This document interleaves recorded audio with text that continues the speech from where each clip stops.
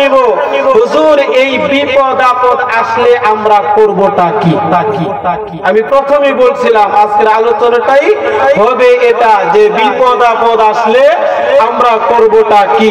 এই বিপদ আপদ অসুখ বিসুখ জুলুম নির্যাতন যা কিছু আছে তাফসীরের কিতাবের ভিতরে আছে, এর জন্য দোয়া হলো একটা। বলেন দোয়া কয়টা? সবাই বলে না, সবাই বলে না দোয়া কয়টা? সবাই বলেন দোয়া কয়টা? একটি দোয়া। এই দোয়াটার পিছনে একটা ঘটনা আল্লাহ তাআলা কুরআনুল কারীমের ভিতরে উল্লেখ করে দিয়েছেন। কন্যা সুবহানাল্লাহ। এই ঘটনাটা বলে এরপরে ইনশাআল্লাহ এই দোয়াটা আপনারা আমার কাছ থেকে মুখস্থ করব ইনশাআল্লাহ। বানোয়াট কোনো কিসসা কাহিনী নয়, এই জন্য আমি প্রত্যেকটা মাহফিলে এই জিনিসটা আমার সামনে রাখি। যত মাহফিলে যাই অন্য জিনিস না থাকলো আমার এটা হলেই আলহামদুলিল্লাহ চলে। এই জন্য এই আয়াতের ভিতরে আল্লাহ রাব্বুল আলামিন একজন নবীর ঘটনা উল্লেখ করেছেন। নবীর নাম হলেন নূহ। আবার অন্য আয়াতের ভিতরে উল্লেখ করেছেন হুত ওয়ালা নবী, নুন ওয়ালা, অর্থাৎ নুন শব্দের অর্থ হলো মাছ, হুত শব্দের অর্থ হলো মাছ। নদীর মাছ আছে না, মাছ, ফিশারে যে মাছ, এই মাছ। ওয়াসবির লিহুকমি রাব্বিকা ওয়ালা তাকুন কাসাহিবিল হুত। হুতওয়ালার ঘটনা আল্লাহ বর্ণনা করছেন, মাছওয়ালার ঘটনা আল্লাহ বর্ণনা করছেন। এখন মাছওয়ালা কি, উনি কি মাছ বিক্রি করতেন? না, উনি মাছ বিক্রি করতেন না, উনি মাছের পেটের ভিতরে ছিলেন, এই জন্য মাছওয়ালা বলে আল্লাহ কুরআনুল কারীমের ভিতরে সম্বোধন করেছেন। কন্যা সুবহানাল্লাহ। উনি কে? উনি হলেন হযরত ইউনূস আলাইহিস সালাতু ওয়াস সালাম। এটা আমরা সবাই জানি, কিন্তু এই বিষয়টা নিয়ে তাকরার করতে যাইয়া, এই বিষয়টা জানতে যাইয়া আলোচনা করব, তখন অনেক নতুন নতুন জিনিস এই আলোচনার ভিতর থেকে খুঁজে পাইলাম। কন্যা সুবহানাল্লাহ। এই নতুন জিনিসগুলিও আপনাদের জন্য জানা দরকার আছে না নাই? কথা কয় না, কথা কয় না, আছে না নাই? নারে তাকবীর। আল্লাহ রাব্বুল আলামিন সূরা আম্বিয়া 127 সূরা আম্বিয়া শুধুমাত্র 87 নম্বর আয়াতের ভিতরে উল্লেখ করিয়া বলেন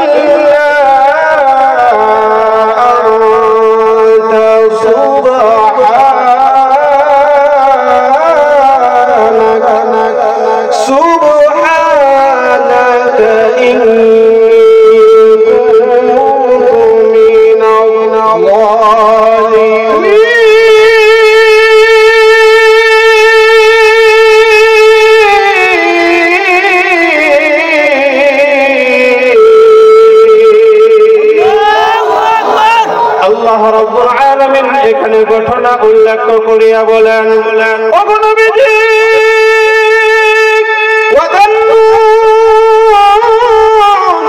নুনের ঘটনা আপনি স্মরণ করুন।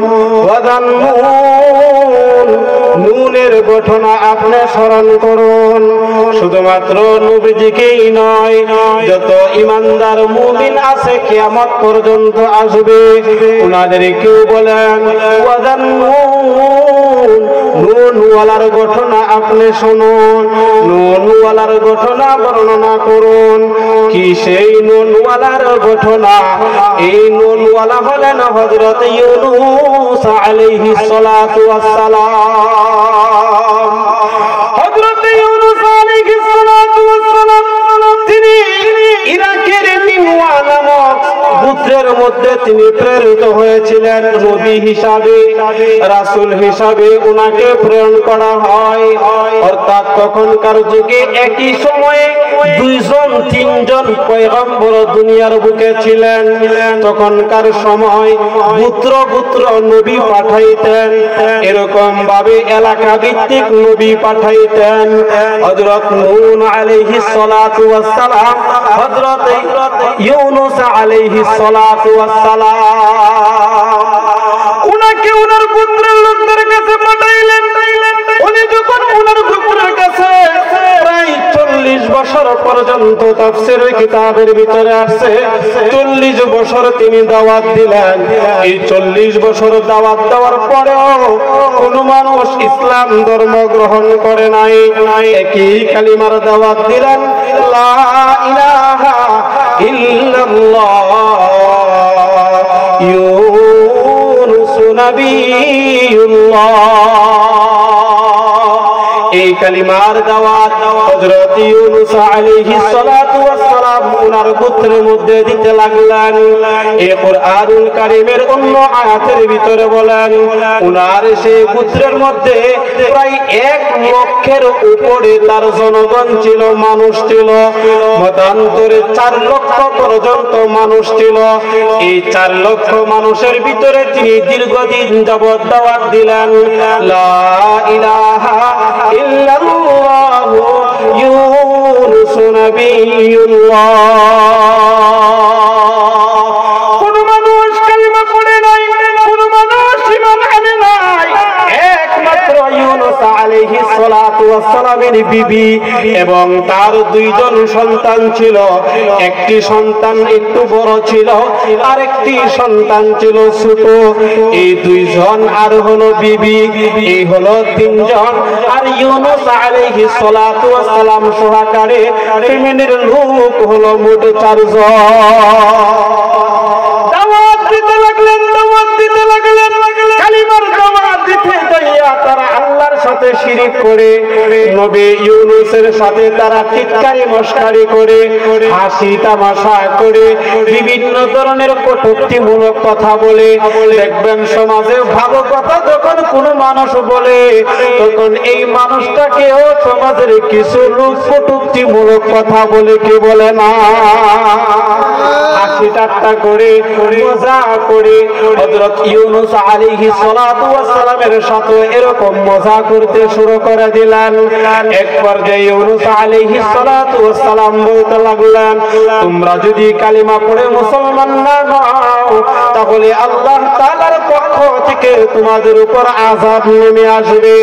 এবার এই কথা শুনে ইউনূস আলাইহিস সালাতু ওয়াস সালামকে সকালে বিকালে যখন সাক্ষাৎ হয়, তাকে বলে, ও ইউনূস, তোমার রব কখন আযাব দিবে, কখন গজব দিবে? বলেন না নাউযুবিল্লাহ।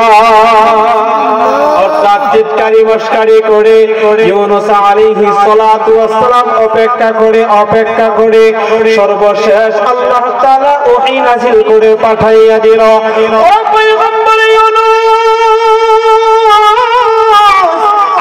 ঘোষণা করিয়া দিন। 2টা বর্ণনা পাওয়া যায়, একটা হলো 3 দিন পরে আল্লাহর গজব আসবে, আর একটা হলো 3 দিনের ভিতরে আল্লাহ রাব্বুল আলামিন এই জমিনের মধ্যে গজব পাঠাইবে। এই কথা যখন ঘোষণা করিয়া দিলেন, এরপর তো তারা আরো হাসি তামাশা শুরু করে দিল। আর আগের যুগের একটা স্বভাব ছিল, যখন আযাবের কোনো ঘোষণা আসতো, যেরকম ভাবে হযরত লূত আলাইহিস সালাতু ওয়াস সালাম এই আযাবের ঘোষণা করিয়া পয়গম্বরগণ আল্লাহর অনুমতি ক্রমে এই এলাকাটা ছাড়িয়া অন্য এলাকার ভিতরে চলে যাইতেন।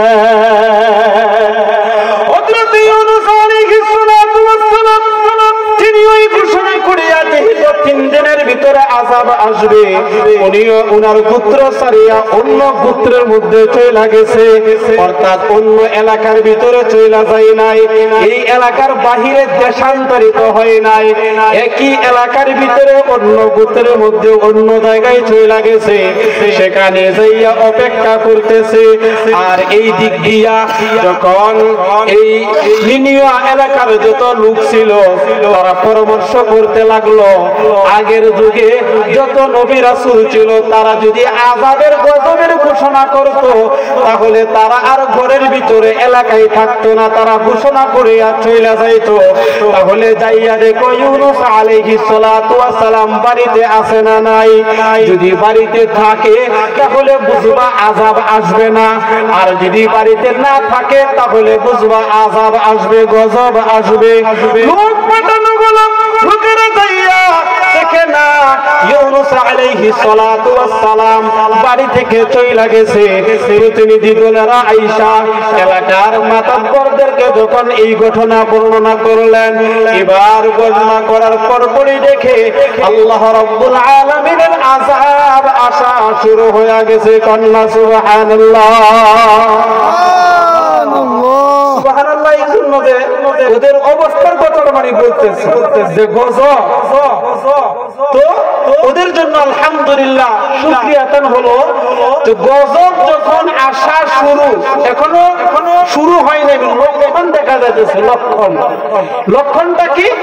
আসমানে যে আমরা মেঘ দেখি না, মেঘ কালো যে মেঘ, এই মেঘগুলি একত্রিত জমাট হইতেছে আসমানে, আকাশে জমাট হইয়া কালো হইয়া নিচের দিকে নামতেছে। এই কালো মেঘের নিচে আবার কালো ধোঁয়া বিস্তার লাভ করতেছে, বেশি বেশি হইতেছে, আবার বিকট আওয়াজ মারতেছে, মানে ঠাডার মতো বিকট আওয়াজ করতেছে। তো এই জিনিস তো আর কখনো তারা দেখে নাই। স্বাভাবিক ভাবে তারা ওইগুলি দেখা বুঝে ফেললো যে আমাদের মনে হয় এইগুলি লক্ষণ শুরু হয়ে গেছে, এখন গজব নাজিল হয়ে যাবে, এর মধ্যে কোনো সন্দেহ নাই। এবার কওমের লোকেরা একত্রিত হইয়া সবাই ঘোষণা করলো, আহারে এখন যদি ইউনূস নবীকে আমরা পাইতাম তাহলে ইউনূস নবীর কাছে যাইয়া আমরা কালিমা পড়ে ওনার ধর্মটা গ্রহণ করতাম। এখন তো আর ইউনূস নবী নাই, আমরা এখন কার কাছে যাব? তারা সবাই মিলিয়া পদ্ধতি গ্রহণ করলেন। শরীরের কাপড়গুলি সব খুলে ফেলিয়া সালার শর্ট শরীরের মধ্যে দিয়া যত ছোট বুড়া, যত শিশু সন্তান ছিল, বিবি বাচ্চা সবাইকে নিয়া এবং গরু বাছুর পশু পাখিগুলি সাথে করে নিয়া সবাই এলাকা থেকে বাহির হইয়া খালি মাঠের মধ্যে, ময়দানের মধ্যে চলিয়া গেছে। সেখানে যাইয়া সবাই সেজদার মধ্যে পড়িয়া তাদের তওবা করতেছে। ইউনূস নবী এখন আর নাই, আমরা ওনাকে এখন আর খুঁজে পাই না। ওনাকে যদি আমরা পাইতাম তাহলে আমরা লা ইলাহা ইল্লাল্লাহ ইউনূস নবিয়ুল্লাহ এই কালিমাটা পড়িয়া আমরা মুসলমান হইয়া যাইতাম। এখন তো আর আমাদের নবী নাই, আমরা কেমনে এখন মুসলমান হইব? আপনার দরবারে আমরা সবাই সিজদা করলাম। এই সিজদার মধ্যে যখন তারা পড়িয়া গেল, ও দোস্ত আল্লাহ রাব্বুল আলামিন সূরা ইউনূসের আয়াত নাযিল করে জানিয়ে দিলেন, ফালাউলা কানাত ক্বরিয়াতুন আমানাত ফানাফাআহা ঈমানুহা ইল্লা কওমা ইউনূস লাম্মা আমানু কাশাফনা আনহুম আযাবাল খিজyi ফিল হায়াতিদ দুনিয়া ওয়া মাত্তা'নাহুম ইলা হিন। কি হলো যে ইউনূস আলাইহিস সালাতু ওয়াস সালামের উম্মতের দোয়া আল্লাহ তাআলা কবুল করে আনিল, কিন্তু অতীতে যত আযাবগুলি আসছিল এই আযাবের সময় তো তাদের তওবা আর কবুল করে নাই। এর ভিতরে যে জিনিসটা পার্থক্য হলো, ফেরাউন নমরুদের যে মরণ হয়েছিল, আযাব পতিত হওয়ার পর তারা তওবা করছিল, এই জন্য তাদের তওবাটা কবুল হয় নাই। আর ইউনূস আলাইহিস সালাতু ওয়াস সালামের উম্মতের উপরে আযাবটা এখনো পতিত হয় নাই, মাত্র লক্ষণ দেওয়া শুরু হয়েছে। তারা লক্ষণ দেখিয়া তারা কালিমা পড়ে মুসলমান হয়ে গেছে। এই জন্য আল্লাহ রাব্বুল আলামিন বলেন, লাম্মা কাশাফনা আনহুমুল আযাব আনহুমুল খিজয়া ফিল হায়াতিদ ফিদ দুনিয়া।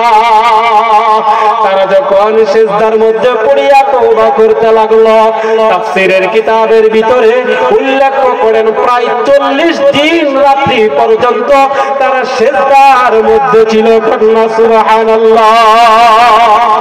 সিজদার মধ্যে পড়ে তারা দুআ দিতে লাগলো। আল্লাহ তাআলা তাদের সেই দোয়াটা কবুল করলেন। সবাই মুসলমান হয়ে গেছে, সবাই মুসলমান হয়ে গেছে। এই দিক দিয়ে আল্লাহ তাআলা কাশাফনা আনহুমুল খিজিয়া ফিল হায়াতিদ দুনিয়া, আল্লাহ তাআলা যে আযাবটা দিছিল এই আযাবটা আল্লাহ আবার উঠাইয়া দিছে। কন্যা সুবহানাল্লাহ। আযাব যখন উঠাইয়া নিছে তারা ভালো মানুষ হয়ে গেছে। ওই দিক দিয়ে ইউনূস আলাইহিস সালাতু ওয়াস সালাম পাশের গোত্রের মধ্যে আছে। 3 দিন অপেক্ষা করার পর যখন দেখে আযাব এখনো আসে নাই, দেখা যায় নাই, ওরা যে আবার মুসলমান হয়ে গেছে, পরিপূর্ণ এই ঘটনাও ইউনূসের কাছে পৌঁছে নাই। এই জন্য ইউনূস আলাইহিস সালাতু ওয়াস সালাম এবার ভাবতে লাগলেন, তখনকার সময় এমন ছিল যদি কোনো ব্যক্তি মিথ্যা কথা বলতো আর এই মিথ্যাটা যদি প্রমাণিত হইতো তাহলে সবাই মিলে তারে হত্যা করে ফেলতো। হযরত ইউনূস আলাইহিস সালাতু ওয়াস সালাম এখন চিন্তা করতেছে, আমি যদি ওই জায়গায় এখন আবার ফিরিয়া যাই তাহলে আমি মিথ্যাবাদী হব, তারা আমাকে ধরে জবাই করে ফেলবে, হত্যা করে ফেলবে। এই ভয়ে তিনি আর ওই জায়গায় যাইতে রাজি না।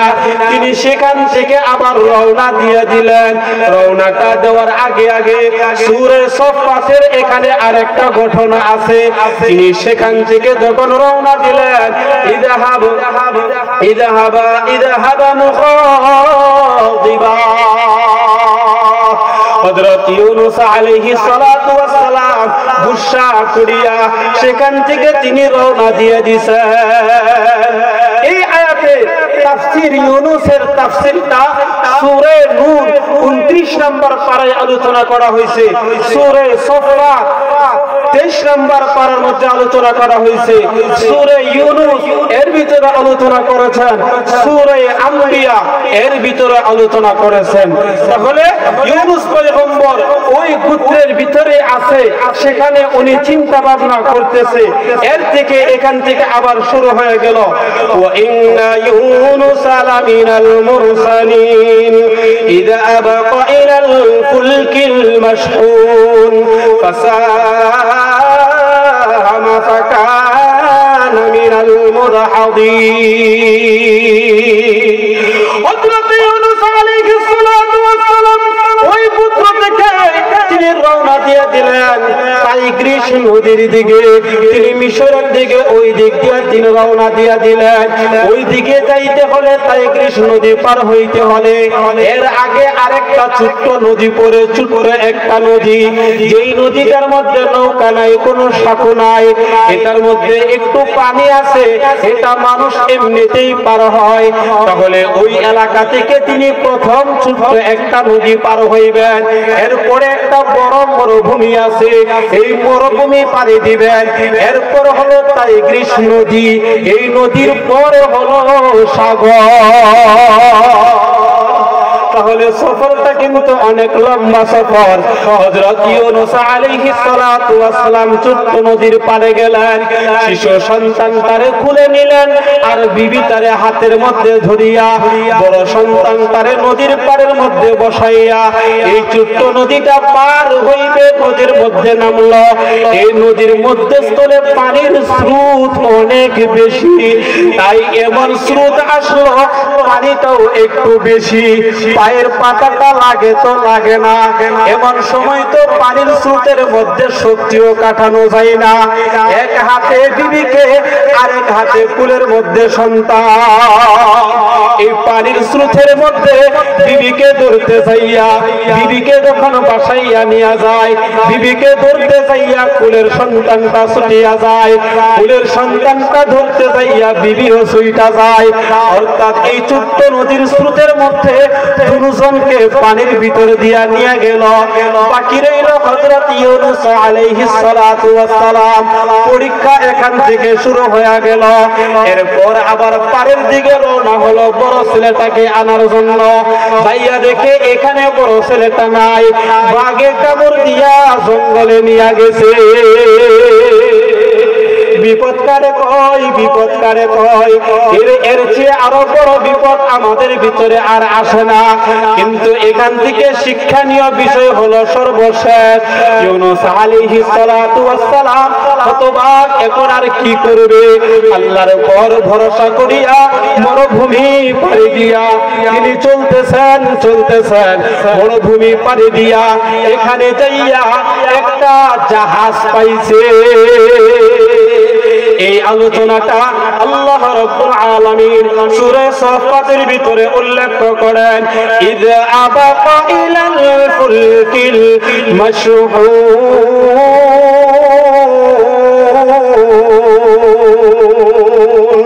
হযরত ইউনূস আলাইহিস সালাতু ওয়াস সালাম তিনি সেখান থেকে পলায়ন করিয়া ইযা আবাকা মানে মনিবের কথা না মানিয়া পলায়ন করে যে মানুষটা চলিয়া যায়, ইবা আবাকা ইলাল ফুলকিল মাশহুর।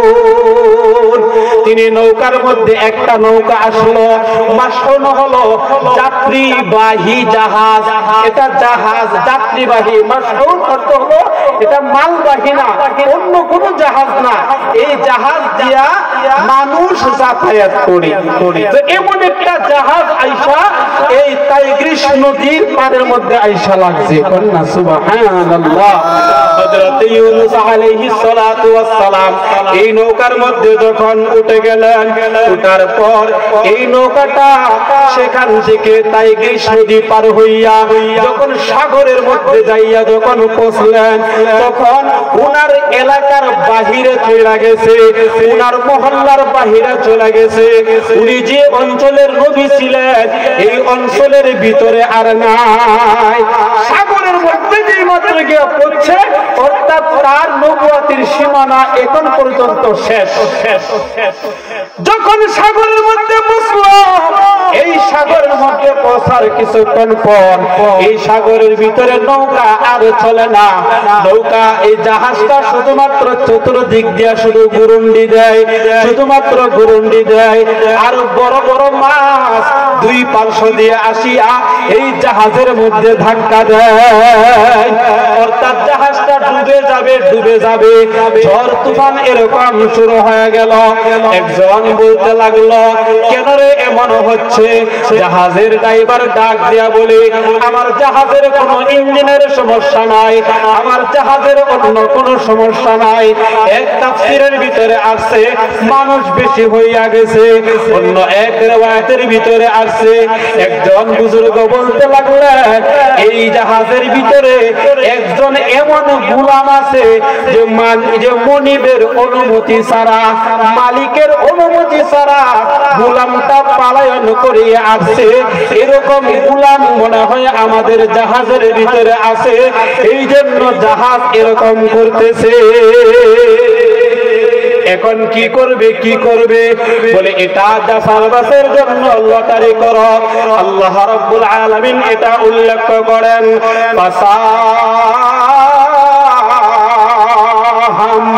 ফাসাহামা শব্দের অর্থ হলো লটারি করা। এই জাহাজের ভিতরে লটারি করা শুরু করে দিলেন। ফাসাহামা ফাকানা মিনাল মুদাহাদিন।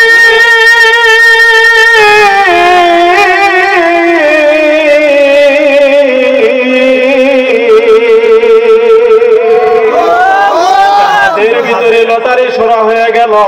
এই লটারি ঘরের ভিতরে বারবার প্রথমবার নাম হযরত ইউনূস আলাইহিস সালাতু ওয়াস সালামের বাসে চেহারা সুরত দেখিয়া আর কিছু মানুষ উনার বিষয়ে অবগত ছিল।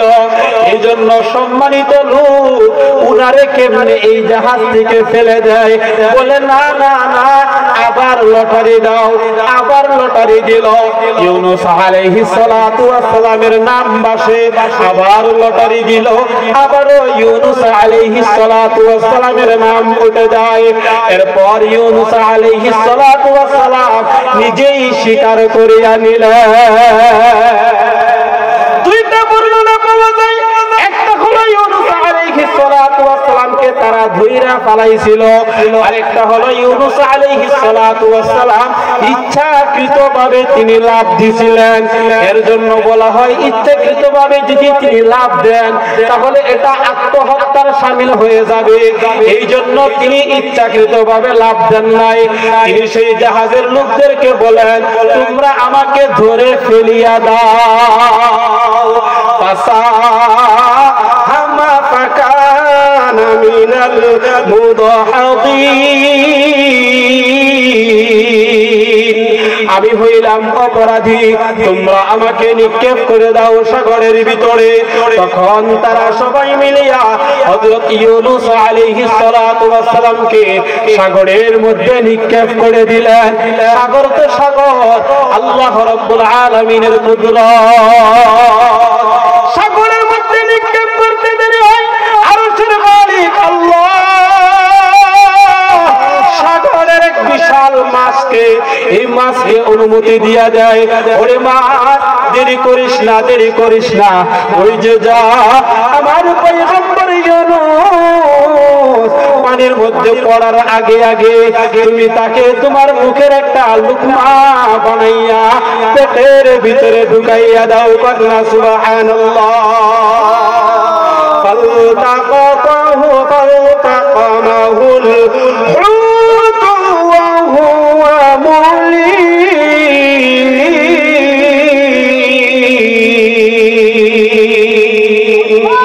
অর্থাৎ এই মাছটা লুকমার আকারে ওনাকে গ্রহণ করলেন, কিন্তু মাছকে আল্লাহ আবার অনুমতি দিয়া দেয়, ও মাছ আমার পয়গম্বরের জন্য শরীরের কোনো ক্ষতি না হয়, তোমার জন্য খাদ্য হিসেবে যেন তুমি তাকে গ্রহণ না করো। অল্প কিছুদিনের জন্য তোমার মধ্যে আমার পয়গম্বরে পাঠাইলাম পরীক্ষা করার জন্য। এই মাছ পেটের ভিতরে নিয়া একটা দৌড় দিয়া সাগরের একদম স্থল দেশে চলে গেছে। ফালতাকামাহুল হুত ওয়া হুয়া মুলিম ফালাউলা আন্নাহু কানা মিনাল মুসাব্বিহিন। শিক্ষণীয় বিষয়টা যেটা, এই সাগরের ভিতরে যাওয়ার পর একদিন নয়, এক সপ্তাহ নয়, 2 সপ্তাহ নয়, 3 সপ্তাহ নয়, প্রায় 40 দিন পর্যন্ত এই মাছের পেটের ভিতরে হযরত ইউনূস আলাইহিস সালাতু ওয়াস সালাম ছিলেন। এই মাছের পেটের ভিতরে থাইকা তিনি একটা তাসবিহ পাঠ করেছিলেন। এই তাসবিহটাকে আমাদের সমাজে বলা হয় দোয়ায়ে ইউনূস বলা হয়। সূরা আম্বিয়ার ভিতরে এই তাসবিহটা উল্লেখ করে দিয়েছেন। এই সূরা আম্বিয়ার ভিতরে উল্লেখ করেন, লা ইলাহা ইল্লা আনতা সুবহানাকা ইন্নী কুনতু মিনাল যালিমিন। আমরা এটা পারি কি পারি না? বলেন পারি কি পারি না? করেন তো একবার দেখি। লা ইলাহা ইল্লা আনতা সুবহানাকা ইন্নী কুনতু মিনাল যালিমিন। এই তাসবিহটা হযরত ইউনূস আলাইহিস সালাতু ওয়াস সালাম মাছের পেটে থাকা অবস্থায় তিনি পড়তে লাগলেন। কন্যা সুবহানাল্লাহ। এর জন্য দুইটা তাফসীর পাওয়া যায়, একটা হলো 1,25,000 স্বলক্ষ আমরা যেটা সমাজে প্রচলন আছে, আরেকটা হলো 1 1,40,000 বার। এই তাসবিহটা হযরত ইউনূস আলাইহিস সালাতু ওয়াস সালাম এই মাছের পেটের মধ্যে পড়তে লাগলেন। আল্লাহ তাআলা এটা উল্লেখ করিয়া বলেন, ফালাউলা আন্নাহু কানা মিনাল মুসাব্বিহিন। এই তাসবিহ যদি তিনি তেলাওয়াত না করতেন, লালাবিতা ফি বাতনিহি ইলা ইয়াউমি ইউবাতুন, তাহলে কিয়ামত পর্যন্ত তিনি মাছের পেটের ভিতরেই থাকতেন, তিনি মাছের পেটের ভিতরেই থাকতেন। ফানাবাদনাহু বিল আরাই ওয়া হুয়া সাকিম। আল্লাহ রাব্বুল আলামিন আল্লাহ তাআলা এই মাছকে এরপর হুকুম করলেন, এই মাছের পেটের ভিতরে যখন আছে, মাছের পেটের ভিতরে থাইকা যখন দোয়াটা ইউনূস আলাইহিস সালাতু ওয়াস সালাম পড়তেছেন, এই পড়ার কারণে এক পর্যায়ে এমন হলো যে হযরত ইউনূস আলাইহিস সালাতু ওয়াস সালাম এই অন্ধকারের ভিতরে, এক নাম্বার হলো পানির অন্ধকার, দুই নাম্বার হলো মাছের পেটের অন্ধকার, তিন নাম্বার হলো রাতের অন্ধকার। কথা কোন ঠিক কিনা?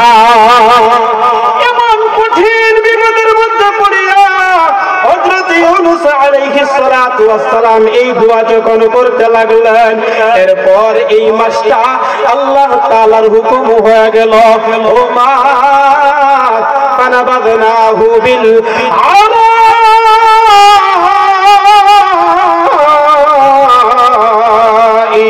ওয়া হুয়া সাকিম।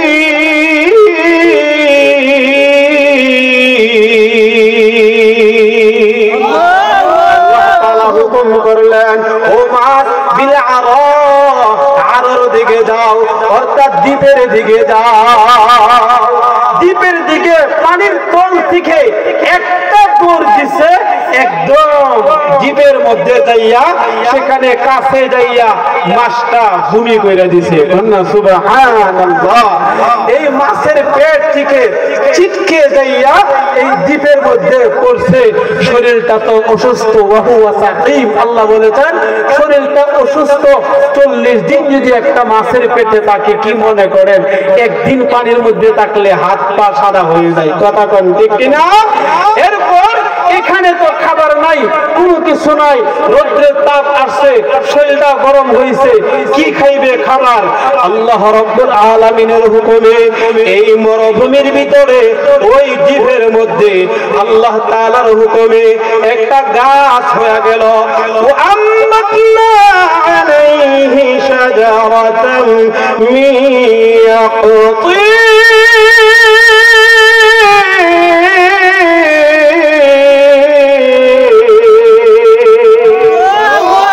এই দ্বীপের মধ্যে একটা গাছ, লতা বিশিষ্ট একটা গাছ, কাণ্ডহীন একটা গাছ, অর্থাৎ লাউ গাছ যেরকম এরকম গাছ, একটা গাছ হইয়া ইউনূস পয়গম্বরকে ছায়া দিতে লাগলো। এই গাছের মধ্যে লাউয়ের মতো ফল হইতে লাগলো। এই ফলগুলি এত মিষ্টি, উনার হাতের কাছে ফলগুলি হইতে লাগলো। সেখান থেকে ফলগুলি খায়, পানির প্রয়োজন হলো। আল্লাহ তাআলার হুকুমে একটা ছাগল আসিয়া ওনাকে দুধ পান করায়।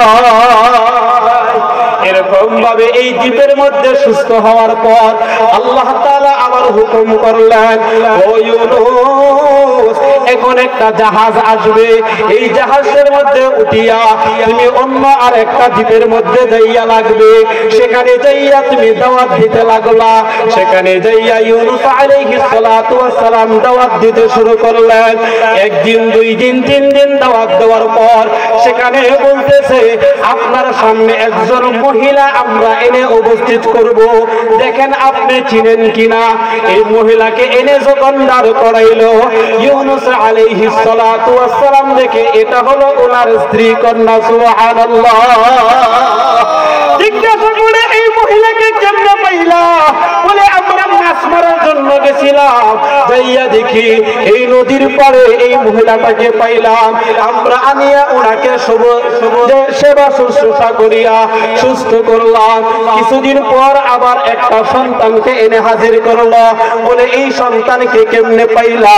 বলে আমরা পাইলাম জঙ্গলে গেছিলাম প্রাণী শিকার করার জন্য, সেখানে যাইয়া বাঘের মুখ থেকে এই যুবকটাকে আমরা উদ্ধার করলাম। এরকম ভাবে তিনটা সন্তান পাইয়া গেল। অদুস্থ এই ঘটনা থেকে উল্লেখিত যেই বিষয়টা বোঝানো, সেটা হলো তাফসীরের কিতাবের ভিতরে আসছে যে কোনো মানুষ যে কোনো বিপদ আপদ, যে কোনো ধরনের কষ্ট, যে কোনো ধরনের মামলা, যে কোনো ধরনের অসুস্থতার মধ্যে পড়িয়া 1,40,000 বার যদি লা ইলাহা ইল্লা আনতা সুবহানাকা ইন্নী কুনতু মিনাজ জালিমিন, এই দোয়াটা যদি কেউ পড়ে আল্লাহ তাআলা প্রত্যেকটি মানুষের মনের নেক আশাগুলি কবুল করে নেন। কন্যা সুবহানাল্লাহ, সবাই বলেন না সুবহানাল্লাহ। তাহলে আলোচনা থেকে শিক্ষণীয় বিষয় হলো বিপদ আপদ পড়লে আমরা ধৈর্য ধারণ করব ইনশাআল্লাহ। আর এই দোয়াগুলি আমরা পাঠ করব। আল্লাহ তাআলা বলনেওয়ালা শুননেওয়ালাদেরকে আমল করার তৌফিক দান করুন। সবাই বলেন আমিন। যারা এখনো রাস্তাঘাটে আছেন, অপেক্ষায় আছেন, হযরত আমাদের মধ্যে উপস্থিত হয়ে গেছেন, ইনশাআল্লাহ এখন আলোচনা করবেন। সবার কাছে দোয়া চাই, আমিও দোয়া করি। আসসালামু আলাইকুম ওয়া রাহমাতুল্লাহি ওয়া বারাকাতুহু।